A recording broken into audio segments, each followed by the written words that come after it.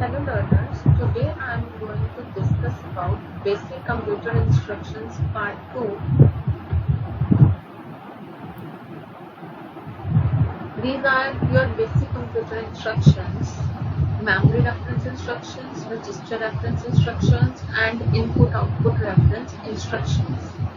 Memory reference and register reference I have already discussed in the previous video. So now in this video I am going to discuss about input-output reference instructions. So here is the first topic: input, output and interrupt.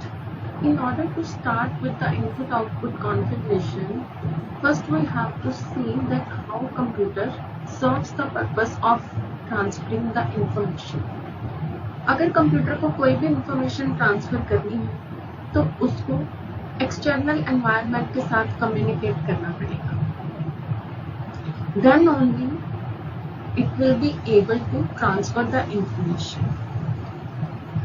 First of all, जितना भी आपके instructions and data है वो आपकी input device के through computer में enter होंगे and after processing those instructions and data, output device के through you will be able to view that result. And in most of the commercial computers आपको variety of input and output devices मिलते हैं. So here is the illustration of input-output configuration. Here is the keyboard which is your input device. Keyboard के through data enter होगा.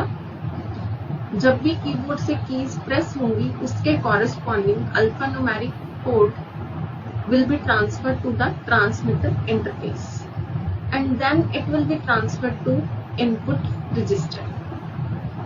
And make a note of this that the data here transferred is in serial fashion. Serial fashion means that data is transferred in bits, bit by bit, in serial order. And here is the flag input which is your controlling bit. अब इसका function क्या है कि जब भी data transfer होगा to the input register it is set to 1 और यहाँ से जब डेटा इनपुट रजिस्टर से ट्रेवल करेगा to the AC register it is travelling from here in parallel fashion and then from AC to output similarly it is transferred in parallel fashion. अब यहाँ पे देखिए इनपुट रजिस्टर से जब AC में data travel हो गया that means now computer is going to accept that data. जब कंप्यूटर एक्सेप्ट कर लेगा then afterwards आपका जो फ्लैग इनपुट है again it will be cleared. ये फिर से क्लियर होगा so that कि नेक्स्ट सेट ऑफ इंस्ट्रक्शंस या डेटा आपका एंटर हो from the keyboard. Until then, if you are pressing the keys from the keyboard, data will not be accepted. Similarly, from AC, it travels to the output register, and from the output register, it goes to receiver interface, and then from receiver interface, it is moved to the printer. Printer is your output device. Here is the flag bit attached is FGO, flag output, and the function of this is same but only the direction of information flow is reverse. Here it is set to 1. जितनी देर तक इसकी setting 1 पे रहेगी उतनी देर तक आपका AC से data move करता रहेगा to the output register. And जब प्रिंटर के पास डेटा पहुंच गया for the printing purpose it is clear to 0 so that no other data can be transferred to the output register. When this operation gets completed it is again set to 1 so that further information can be transferred. So this is all about the input-output configuration.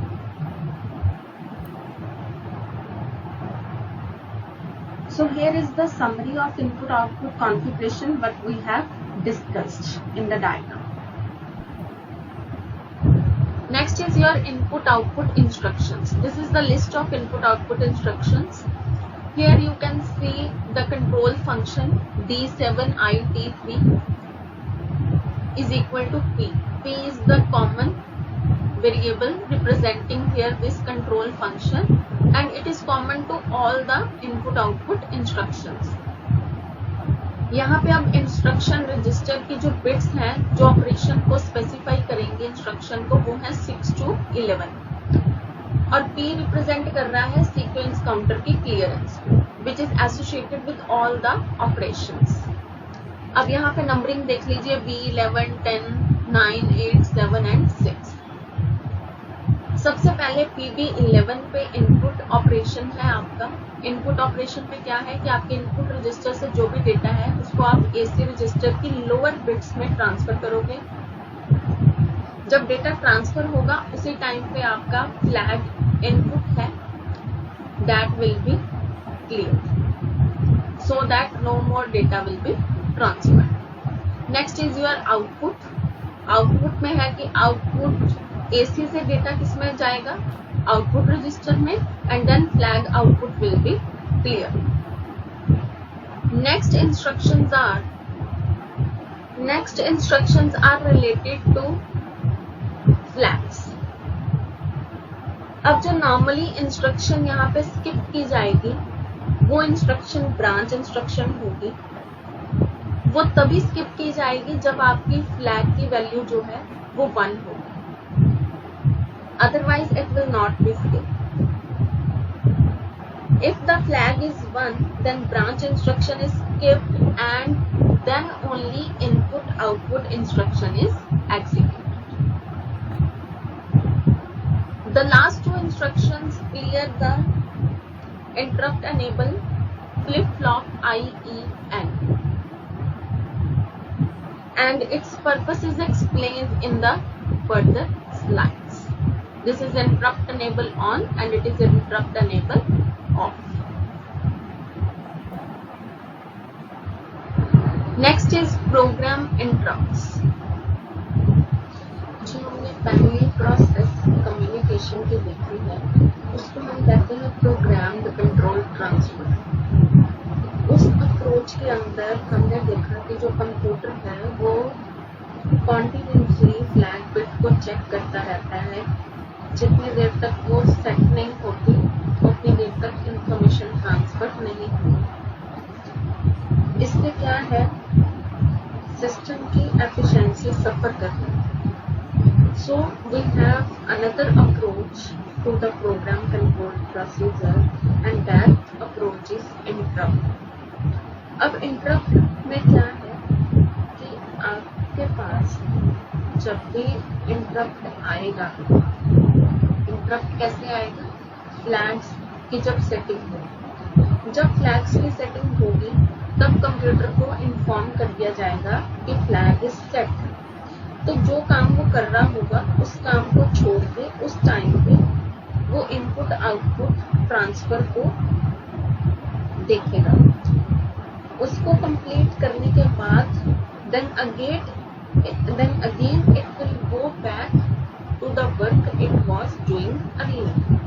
जो काम वो कर रहा था interrupt आने से पहले computer फिर वापस से वो काम करना शुरू कर देगा. So this is basically program interrupts. This is the main benefit of program. अब इसको करने के लिए आपके पास है इंटरप्ट एनेबल फ्लैग जिसको सेट या क्लियर हम करते हैं. सेट करना है तो आपके पास ION है, इंटरप्ट ऑन, और अगर क्लियर करना है तो आपके पास IOF है.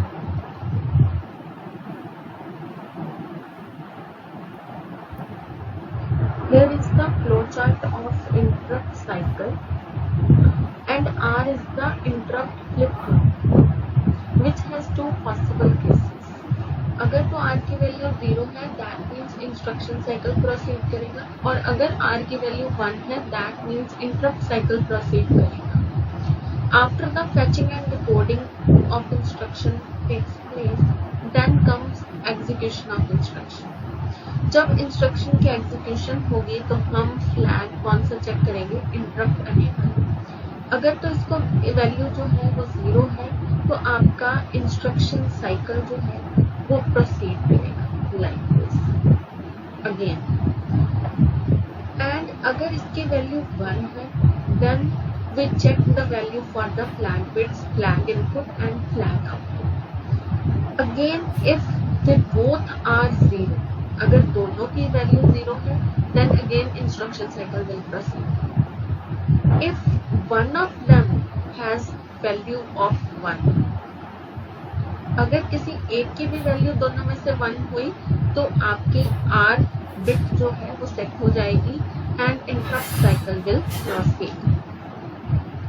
In case of interrupt cycle यहाँ पे हमने मेमोरी लोकेशन एक सपोजिशन की है ऑफ 0th मेमोरी लोकेशन की, जहाँ पे हम अपना रिटर्न एड्रेस है इंस्ट्रक्शन का वो सेव करके रखेंगे। आफ्टर इंटरप्ट अकर्स जो पीसी का वैल्यू है वो इसमें चली जाएगी in the 0th location. And then the control branches to the location 1, as after 0 the control moves to the first location. Now PC will be pointing to this and afterwards interrupt enable और R दोनों को clear कर दिया जाएगा so that further interrupts will not come. So here is the demonstration of the interrupt cycle.